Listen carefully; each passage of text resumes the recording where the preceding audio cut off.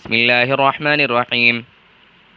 ألف لام ميم ذلك الكتاب لا ريب فيه هدى للمتقين الذين يؤمنون بالغيب ويقيمون الصلاة ومما رزقناهم ينفقون والذين يؤمنون بما أنزل إليك وما أنزل من قبلك وبالآخرة هم يوقنون أولئك على هدى من ربهم وأولئك هم المفلحون إن الذين كفروا سواء عليهم أنذرتهم أم لم تنذرهم لا يؤمنون ختم الله على قلوبهم وعلى سمعهم وعلى أبصارهم غشاوة ولهم عذاب عظيم ومن الناس من يقول آمنا بالله وباليوم الآخر وما هم بمؤمنين يخادعون الله والذين آمنوا وما يخدعون إلا أنفسهم وما يشعرون في قلوبهم مرض فزادهم الله مرضا ولهم عذاب أليم بما كانوا يكذبون وإذا قيل لهم لا تفسدوا في الأرض قالوا إنما نحن مصلحون ألا إنهم هم المفسدون ولكن لا يشعرون وإذا قيل لهم آمنوا كما آمن الناس قالوا أنؤمن كما آمن السفهاء ألا إنهم هم السفهاء ولكن لا يعلمون وإذا لقوا الذين آمنوا قالوا آمنا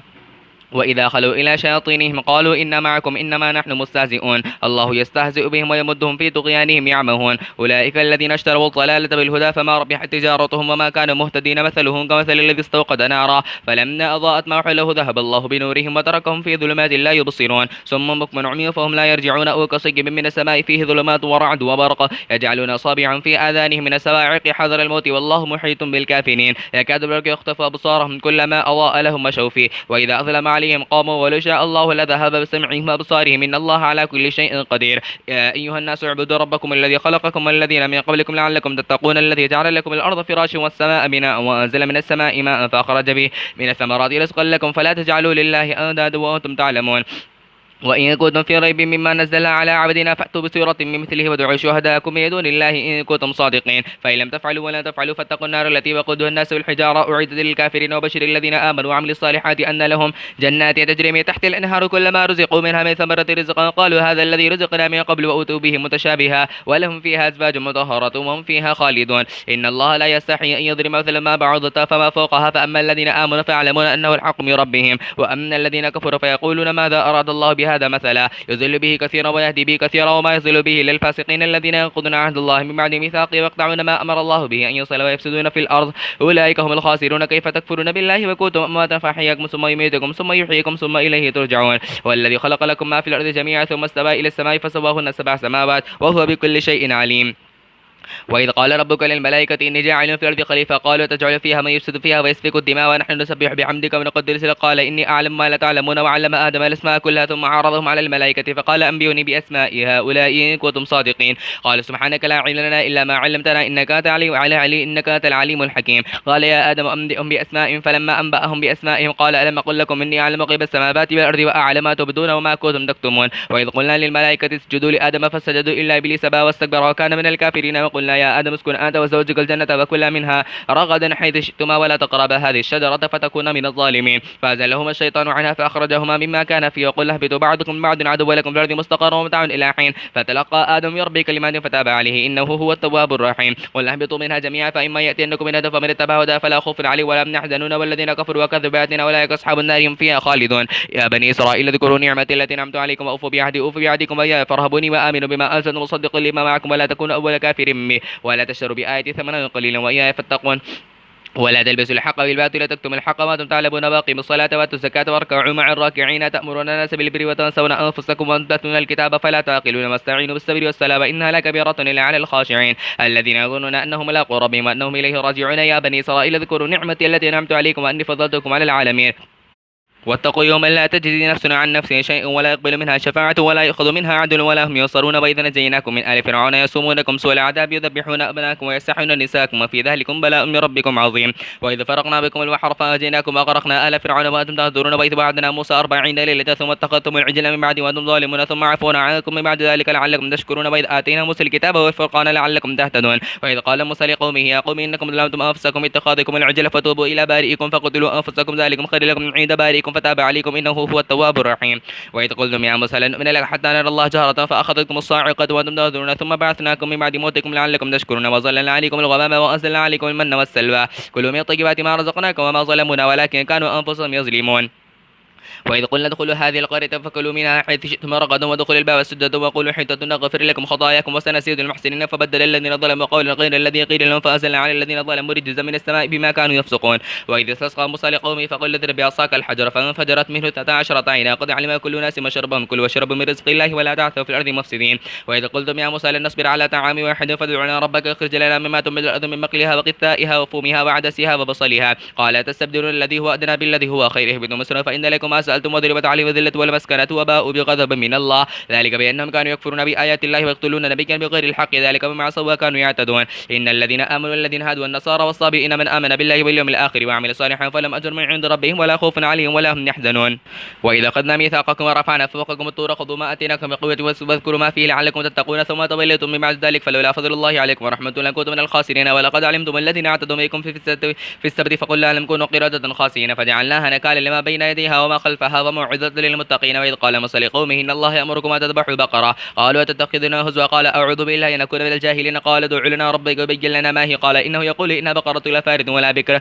عبان بين ذلك فافعلوا ما تؤمرون قال ادع لنا ربك يبين لنا ما لونها قال إنه يقول إنها بقرة صفراء فاقع لونها تسر الناظرين قال ادع لنا ربك يبين لنا ما هي إن البقرة تشابه علينا وإنا إن شاء الله لمهتدون قال إنه يقول إنها بقرة لا ذلول تثير الأرض ولا تسقي الحرث مسلمة لا شية فيها قال الآن جئت بالحق فذبحوها وما كادوا يفعلون. وإذ قضت من نفسا فادارتم فيها والله مخرج ما كنتم تكتمون فقل اضربوه ببعضها كذلك يحيي الله الموتى ويريكم من آياته لعلكم تعقلون. ثم قست قلوبكم من بعد ذلك فهي كالحجارة وأشد قسوة وإن من الحجارة لا تفجر منه الأنهار وإن منها لما يشقق فيخرج منه الماء وإن منها لما يهبط من خشية الله وما الله بغافل عما تعملون.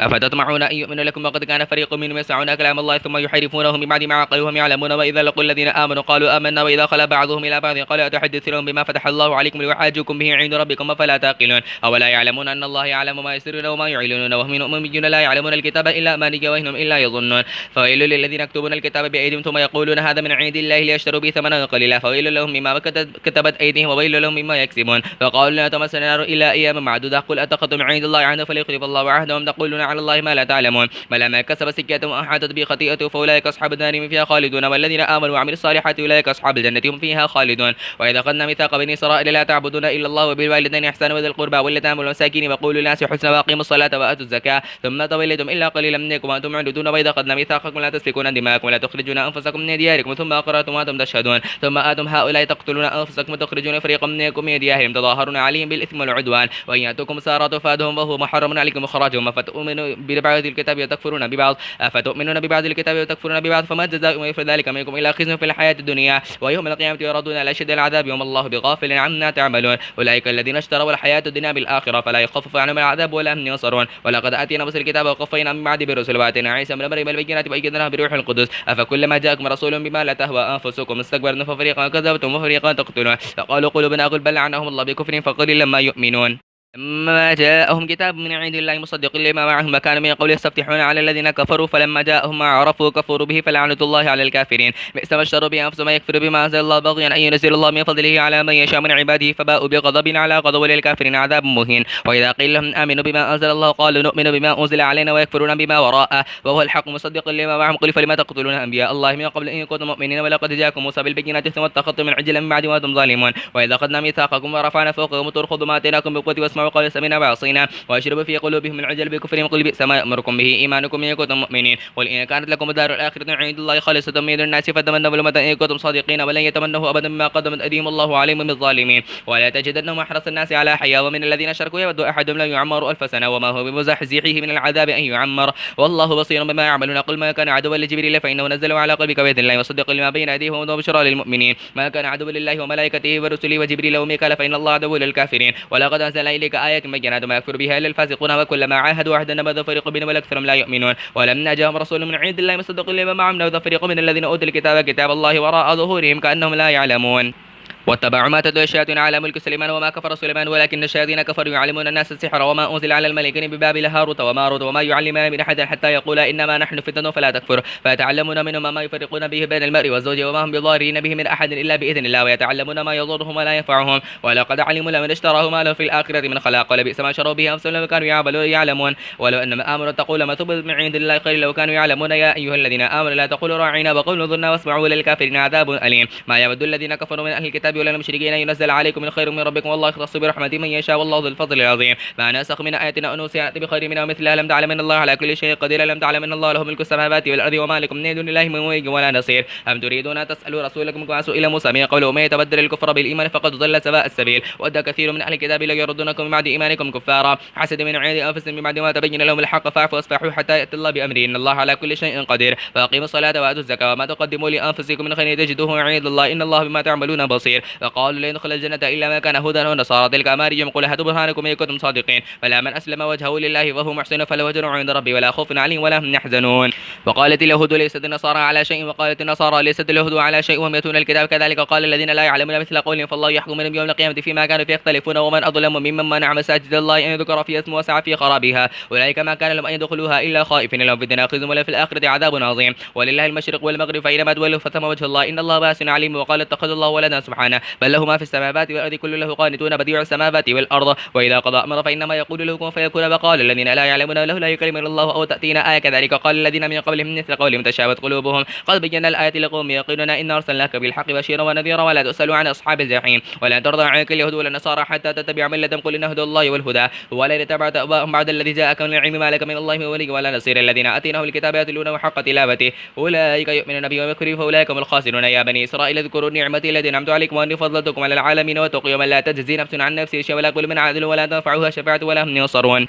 وإذ ابتلى إبراهيم ربه بكلمات فأتمهن قال إني جاعلك للناس إماما قال ومن ذريتي قال لا ينال عهد الظالمين. وإذ جعلنا البيت مثابة للناس وأمنا واتخذوا من مقام إبراهيم مصلى وعهدنا إلى إبراهيم وإسماعيل أن طهر بيتي للطائفين والعاكفين والركع السجود. وإذ قال إبراهيم رب اجعل هذا بلدا آمنا وارزق أهله من الثمرات من آمن منهم بالله واليوم الآخر قال وما كفر فمتعه قليلا ثم أضطره إلى عذاب النار بئس المصير. وإذا رفع إبراهيم القواعد من البيت وإسماعيل ربنا تقبل منا إنك أنت السميع العليم ربنا واجعلنا مسلمين لك ومن ذريتنا أمة مسلمة لك وأرنا مناسكنا وتب علينا إنك أنت التواب الرحيم ربنا وبعث فيهم رسولا منهم يتلو عليهم آياتك ويعلمهم الكتاب والحكمة ويزكيهم إنك أنت العزيز الحكيم. ومن يرغب عن ملة إبراهيم إلا من سفه نفسه ولقد اصطفيناه في الدنيا وإنه في الآخرة لمن الصالحين. إذ قال له رب أسلم قال أسلمت لرب العالمين ووصى بها إبراهيم بنيه ويعقوب يا بني إن الله اصطفى لكم الدين فلا تموتون إلا وأنتم مسلمون. أم كنتم شهداء إذ حضر يعقوب الموت إذ قال لبنيه ما تعبدون من بعد قالوا نعبد إلهك وإله آبائك إبراهيم وإسماعيل وإسحاق إله واحدا ونحن لمسلمون تلك أمة قد خلت لها ما كسبت ولكم ما كسبتم ولا تسألون عما كانوا يعملون.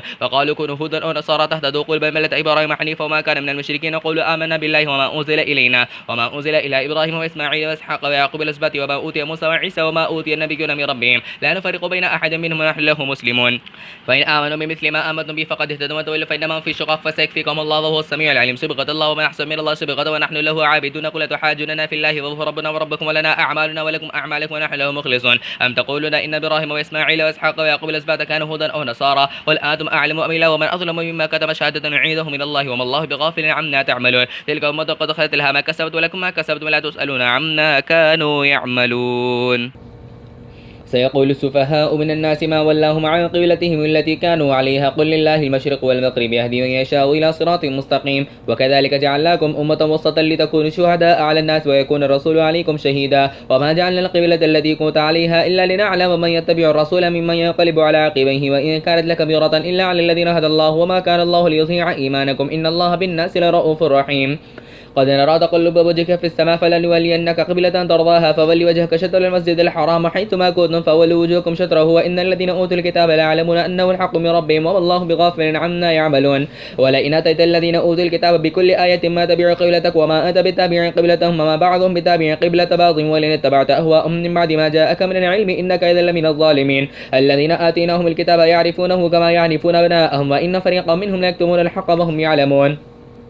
الحق من ربك فلا تكونن من الممترين ولكل وجهة هو موليها فاستبقوا الخيرات أينما تكونوا يأتي بكم الله جميعا إن الله على كل شيء قدير. ومن حيث خرجت فول وجهك شطر المسجد الحرام وإنه للحق من ربك وما الله بغافل عما تعملون. ومن حيث خرجت فول وجهك شطر المسجد الحرام وحيثما كنتم فولوا وجوهكم شطره لئلا يكون للناس عليكم حجة إلا الذين ظلموا منهم فلا تخشوهم واخشوني ولتم نعمتي عليكم ولعلكم تهتدون. كما أرسلنا فيكم رسولا منكم يتلو عليكم آياتنا ويزكيكم ويعلمكم الكتاب والحكمة ويعلمكم ما لم تكونوا تعلمون فاذكروني أذكركم واشكروا لي ولا تكفرون. يا أيها الذين آمنوا استعينوا بالصبر والصلاة إن الله مع الصابرين ولا تقولوا لمن يقتل في سبيل الله أموات بل أحياء ولكن لا تشعرون ولنبلونكم بشيء من الخوف والجوع ونقص من الأموال والأنفس والثمرات وبشر الصابرين الذين إذا أصابتهم مصيبة قالوا إنا لله وإنا إليه راجعون. أولئك عليهم صلوات من ربهم ورحمة وأولئك هم المهتدون. إن الصفا والمروة من شعائر الله فمن حج البيت أو اعتمر فلا جناح عليه أن يطوف بهما وما تطوع خيرا فإن الله شاكر عليم. إن الذين يكتمون ما أنزلنا من البينات والهدى من بعد ما بيناه للناس في الكتاب أولئك لعنهم الله ولعنهم اللاعنون إلا الذين تابوا وأصلحوا وبينوا فأولئك أتوب عليهم وأنا التواب الرحيم. إن الذين كفروا وماتوا وهم كفار أولئك عليهم لعنة الله والملائكة والناس أجمعين خالدين فيها لا يخفف عنهم العذاب ولا هم ينظرون. وإلهكم إله واحد لا إله إلا هو الرحمن الرحيم. إن في خلق السماوات والأرض واختلاف الليل والنهار والفلك التي تجري في البحر بما ينفع الناس وما أنزل الله من السماء من ماء فأحيا به الأرض بعد موتها وبث فيها من كل دابة وتصريف الرياح والسحاب المسخر بين السماء والأرض لآيات لقوم يعقلون. ومن الناس من يتخذ من دون الله أندادا يحبونهم كحب الله والذين آمنوا أشد حبا لله ولو يرى الذين ظلموا إذ يرون العذاب أن القوة لله جميعا وأن الله شديد العذاب. إذ تبرأ الذين تبعوا من الذين اتبعوا ورأوا العذاب وتقطعت بهم الأسباب وقال الذين اتبعوا لو أن لنا كرة فنتبرأ منهم كما تبرأوا منا كذلك يريهم الله أعمالهم حسرات عليهم وما هم بخارجين من النار. يا أيها الناس كلوا مما في الأرض حلالا طيبا ولا تتبعوا خطوات الشيطان إنه لكم عدو مبين. إنما يأمركم بالسوء والفحشاء وأن تقولوا على الله ما لا تعلمون. وإذا قيل لهم اتبعوا ما أنزل الله قالوا بل نتبع ما ألفينا عليه آباءنا أولو كان آباؤهم لا يعقلون شيئا ولا يهتدون. ومثل الذين كفروا كمثل الذي ينعق بما لا يسمع إلا دعاء ونداء صم بكم عمي فهم لا يعقلون. يا أيها الذين آمنوا كلوا من طيبات ما رزقناكم واشكروا لله إن كنتم إياه تعبدون. إنما حرم عليكم الميتة والدم ولحم الخنزير وما أهل به لغير الله فمن اضطر غير باغي ولا عاد فلا إثم عليه إن الله غفور رحيم. إن الذين يكتمون ما أنزل الله من الكتاب ويشترون به ثمنا قليلا أولئك ما يأكلون في بطونهم إلا النار ولا يكلمهم الله يوم القيامة ولا يزكيهم ولهم عذاب أليم. أولئك الذين اشتروا الضلالة بالهدى والعذاب بالمغفرة فما أصبرهم على النار ذلك بأن الله نزل الكتاب بالحق وإن الذين اختلفوا في الكتاب لفي شقاق بعيد. ليس البر أن تولوا وجوهكم قبل المشرق والمغرب ولكن البر من آمن بالله واليوم الآخر والملائكة والكتاب والنبيين وآتى المال على حبه ذوي القربى واليتامى والمساكين ومن السبيل والسائلين وفي الرقاب وأقاموا الصلاة وآتوا الزكاة والموفون بعهدهم إذا عاهدوا الصابرين في البأساء والضراء وحين البأس أولئك الذين صدقوا وأولئك هم المتقون. يا أيها الذين آمنوا كتب عليكم القصاص في القتلى الحر بالحر والعبد بالعبد والأنثى بالأنثى فمن عفي له من أخيه شيء فاتباع بالمعروف وأداء إليه بإحسان ذلك تخفيف من ربك ورحمة فمن اعتدى بعد ذلك فله عذاب أليم. ولكم في القصاص حياة يا أولي الألباب لعلكم تتقون. كتب عليكم إذا حضر أحدكم الموت إن ترك خيرا الوصية للوالدين والأقربين بالمعروف حقا على المتقين فمن بدله بعد ما سمعه فإنما اسمه على الذين يبدلونه إن الله سميع عليم. فمن خاف من موصى جنفا إثما فأصلح بينه فلا إثم عليه إن الله غفور رحيم. يا أيها الذين آمنوا كتب عليكم الصيام كما كتب على الذين من قبلكم لعلكم تتقون أياما معدودات فما كان منكم مريضا أو على سفر فعدة من أيام أخر وعلى الذين يطيقونه فدية طعام مسكين فما تطوع خيرا فهو خير لما أن تصوموا خير لكم إن كنتم تعلمون. شهر رمضان الذي أنزل فيه القرآن هدى للناس وبينات من الهدى والفرقان فما شهد منكم الشهر فليصم وما كان مريضا أو على سفر فعدة من أيام أخر يريد الله بكم اليسر ولا يريد بكم العسر ولتكملوا العدة ولتكبروا الله على ما هداكم ولعلكم تشكرون. وإذا سألك عبادي عني فإني قريب أجيب دعوة الداعي إذا دعاني فليستجيبوا لي وليؤمنوا بي لعلهم يرشدون. أحل لكم ليلة الصيام الرفث إلى نسائكم هن لباس لكم وأنتم لباس لهن علم الله أنكم كنتم تختارون أنفسكم فتاب عليكم وعفى عنكم فالآن باشرون واتقوا ما كتب الله لكم وكلوا واشربوا حتى يتبين لكم الخيط الأبيض من الخيط الأسود من الفجر ثم أتموا الصيام إلى الليل ولا تباشرون ما أنتم عاكفون في المساجد تلك حدود الله فلا تقربوها كذلك يبين الله آياته للناس لعلهم يتقون. ولا تأكلوا أموالكم بينكم بالباطل ولا تضربوا إلى الحكام لتأكلوا فريقا من أموال الناس بالإثم تعلمون يسألونك عن الأهلة قل هي مواقيت للناس والحج وليس البر بها تأتوا البيوت من ظهورها ولكن البر من اتقى وأتوا البيوت من أبوابها واتقوا الله لعلكم تفلحون.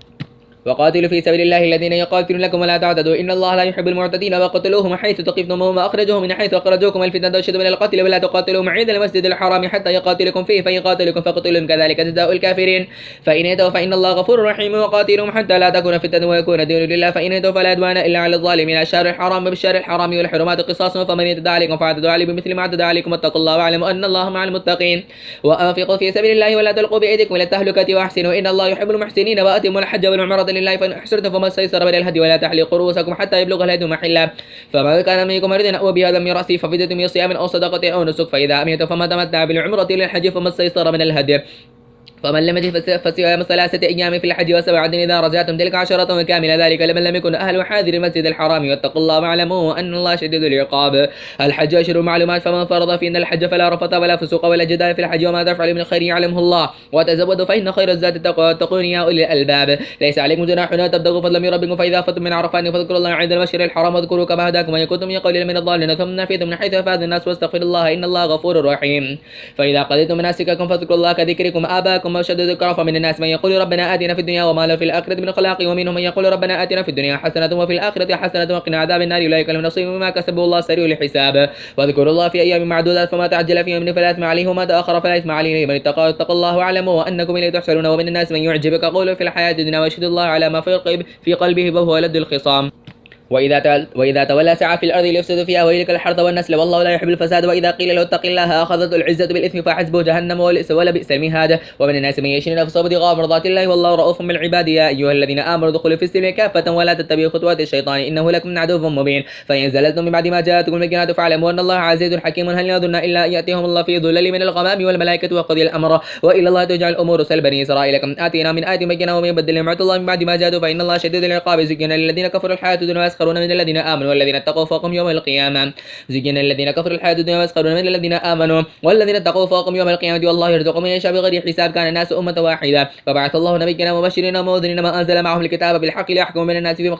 اختلف فيه للذين أوتوه من بعد ما جاءتهم البينات بغيا بينهم فهدى الله الذين آمنوا لما اختلفوا فيه من الحق بإذنه والله يهدي من يشاء إلى صراط مستقيم. أم حسبتم أن تدخلوا الجنة ولم نأتكم مثل الذين خلوا من قبلكم مستهم البأساء والضراء وزلزلوا حتى يقول الرسول والذين آمنوا معه متى نصر الله ألا إن نصر الله قريب. يسألونك ماذا ينفقون قل ما أنفقتم من خير فللوالدين والأقربين واليتامى والمساكين وابن السبيل وما تفعلوا من خير فإن الله به عليم. كتب عليكم القتال وهو كر لكم وعسى أن تكرهوا شيئا وهو خير لكم وعسى أن تحبوا شيئا وهو شر لكم والله يعلم وأنتم لا تعلمون. يسألون عن الشهر الحرام قتال فيه قل قتال فيه كبير صد عن سبيل الله وكفر به والمسجد الحرام وإخراج أهله منه أكبر عند الله والفتنة أكبر من القتل ولا يزالون يقاتلونكم حتى يردوكم عن دينكم إن استطاعوا ومن يرتد منكم عن دينه فيمت وهو كافر فأولئك حبطت أعمالهم في الدنيا والآخرة وأولئك أصحاب النار فيها خالدون. إن الذين آمنوا والذين هاجروا وجاهدوا في سبيل الله أولئك يرجون رحمة الله والله غفور رحيم. يسألونك عن الخمر والميسر قل فيهما إثم كبير ومنافع للناس وإثمهما أكبر من نفعهما ويسألونك ماذا ينفقون قل العفو كذلك يبين الله لكم الآيات لعلكم تتفكرون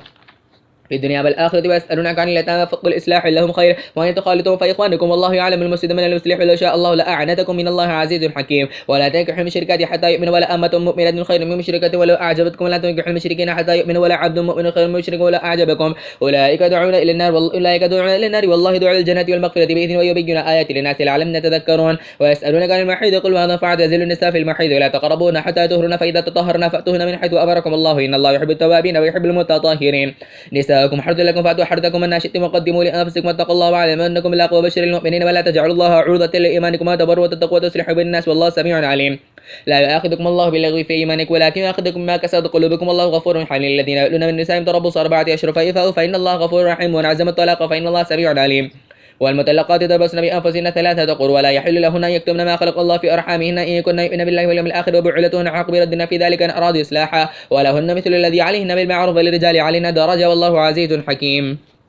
الطلاق مرتان فإمساكم بمعروف أو تسريح بإحسان ولا يحل لكم أن تأخذوا مما آتيتموهن شيئا إلا يخافا ألا يقيما حدود الله فإن خفتم ألا يقيما حدود الله فلا جناح عليهما فيما افتدت به تلك حدود الله فلا تعتدوها وما يتعدى حدود الله فأولئك هم الظالمون. فإن طلقها فلا تحل له من بعد حتى تنكح زوجا غيره فإن طلقها فلا جناح عليهما إن تراجعا أن يظنا أن يقيما حدود الله وتلك حدود الله يبينها لقوم يعلمون. وإذا طلقتم النساء فبلغن أجلهن فأمسكوهن بمعروف أو سرحوهن بمعروف ولا تمسكوهن ضرارا لتعتدوا ومن فذلك فقد ظلم نفسه ولا تتخذوا آيات الله هزوا وذكروا نعمة الله عليكم وما أنزل عليكم من الكتاب والحكمة يعظكم يتقوا الله واعلموا أن الله بكل شيء عليم. وإذا طلقتم النساء فبلغن أجلهن فلا تعذرن أن ينكحن أزواجهن إذا تراضوا بينهم بالمعروف ذلك يوعظ بما كان منكم يؤمن بالله واليوم الآخر ذلك أزكى لكم أطهر والله يعلم وأنتم لا تعلمون. والوالدات يرضعن أولادهن حولين كاملين لمن أراد أن يتم الرضاعة مع المولود له رزقهن وكسوتهن بالمعروف لا تكلفن نفسا إلا وسعها لا تضار والدة بولدها ولا مولود له بولده وعلى الوارث مثل ذلك فإن أراد فصالا عن تراض منهما وتشاور فلا جناح عليهما. وإن أردتم أن تسترضعوا أولادكم فلا جناح عليكم إذا سلمتم ما آتيتم بالمعروف واتقوا الله واعلموا أن الله بما تعملون بصير.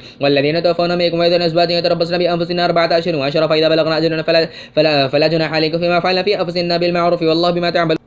والله بما تعملون خبير ولا جناح عليكم فيما عرضتم به من خطبة النساء وكنتم في أنفسكم وعلم الله أنكم ستذكرونهن ولكن لا توعدون سرا إلا أن تقولوا قولا معروفا ولا تعزموا عقدة النكاح حتى يبلغ الكتاب أجله واعلموا أن الله يعلم ما في أنفسكم فاحذروه واعلموا أن الله غفور حليم. لا جناح عليكم إن طلقتم النساء ما لم تمسوهن وتفريض لهن فريضة ومتعوهن على الموسع قدر وعلى المقتر قدر متاعا من المعروف حقا على المحسنين وإن طلقتموهن من قبل أن تمسوهن فقد فرضتم لهن فريضة فنصف ما فرضتم إلا أن يعفون أو يعفو الذي بيده عقدة النكاح وما تعفوا أقرب للتقوى ولا تنسوا الفضل بينكم إن الله بما تعملون بصير. حافظوا على الصلوات والصلاة الوسطى وقوموا لله قانتين فإن خفتم فرجالا أو ركبانا فإذا أمنتم فاذكروا الله كما علمكم ما لم تكونوا تعلمون. والذين توفون منكم ويذرون أزواجهم وصية لأزواجهم متاعا إلى الحل غير إخراج فإن خرجن فلا جناح عليكم فيما فعلن في أنفسهن بمعروف والله عزيز حكيم. وللمطلقات متاع بالمعروف حقا على المتقين كذلك يبين الله لكم من آياته لعلكم تعقلون. ألم ترى إلى الذين خرجوا من ديارهم وهم ألوف حذر الموت فقال لهم الله موتوا ثم أحياهم إن الله لذو فضل على الناس ولكن أكثر الناس لا يشكرون. بقاتل في سبيل الله واعلموا أن الله سميع عليم. ماذا الذي يقرض الله قرضا حسنا فيضاعف له ضعفا كثيرا والله يقبض ويبسط وإليه ترجعون. ألم ترى إلى الملأ من بني إسرائيل من بعد موسى إذ قالوا لنبي له ابعث لنا ملكا نقاتل في سبيل الله قال هل عسيتم إن كتب عليكم القتال ألا تقاتلوا قالوا وما لنا ألا نقاتل في سبيل الله وقد أخرجنا من ديارنا وأبنائنا فلما كتب عليهم القتال تولوا إلا قليلا منهم والله عليم بالظالمين. وقال لهم نبيهم إن الله قد بعث لكم طالوت ملكا قالوا أن يكون له الملك علينا ونحن أحق بالملك منه